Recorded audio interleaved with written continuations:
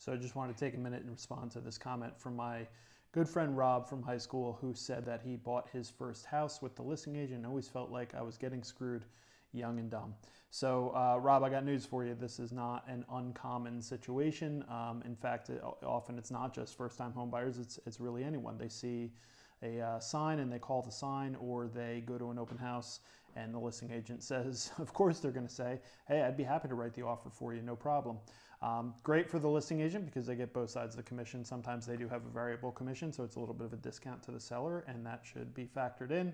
The buyers now have no representation, and even somewhat the sellers are compromised a bit because the agent really doesn't represent anyone anymore. They're representing both clients, and when you represent both clients, you essentially represent neither one of them.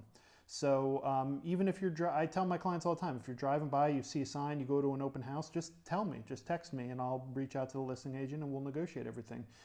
Because what ends up happening is everything seems fine until the transaction gets underway. You've done a few home inspections, you want to settle some inspection requests, you have questions, you know, it becomes much more complicated when the agent represents both of you. I always tell my client I'm a bit handcuffed here. I can't give you all the advice I normally would, and I have to lean on my attorneys, whereas normally we would negotiate everything ahead of time between agents and then hopefully go to the attorneys and say, hey, we've pre-negotiated everything. Clients are good with it. I want you to confirm with them, but the clients are aware of what we've negotiated. Both agents are aware, and here it is. The attorneys are then ecstatic because they don't have to go through that process, and that's what a good working team does together.